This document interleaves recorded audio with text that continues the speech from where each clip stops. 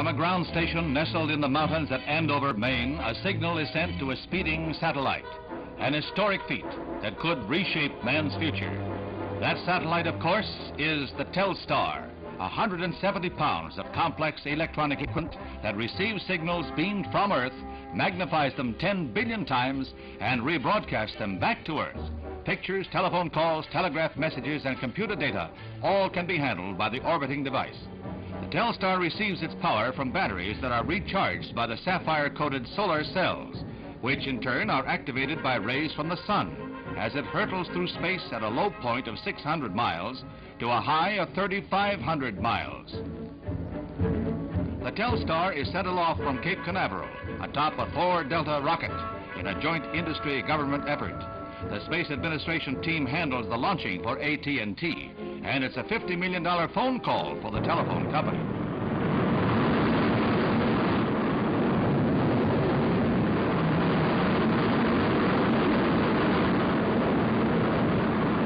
Future plans call for the orbiting of 20 to 25 satellites like the Telstar. Thus, when one passes out of range of ground stations, another will be coming into position. Presently, along with the ground station in Maine, there is a receiver and transmitter in Great Britain at Cornwall, and in France on the coast of Brittany.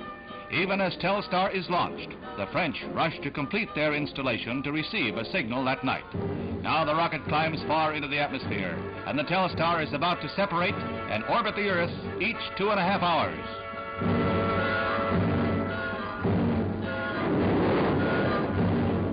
Starting with the 6th orbit and through the 9th, the Telstar is in range of both the U.S. and European stations, and pictures are received clearly in France, with somewhat lesser success in Britain on this first test.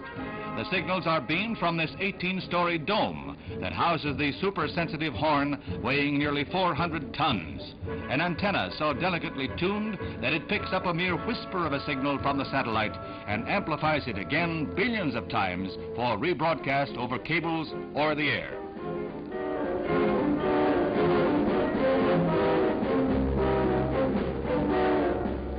Now comes the historic moment. A moment compared in significance with the first message sent over the telegraph. This is the first picture transmitted to outer space and received back again on Earth. Scenes of the dome at Andover are flashed across the sea, and man marks another milestone in this age of scientific miracles. So proudly it waves.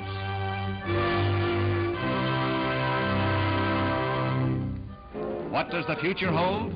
Well, scientists visualize a belt of Telstars encircling the globe in such a manner that transmission will be continuous around the world. Both sides of the Earth can be in immediate photographic contact, communication that could bring better understanding among men.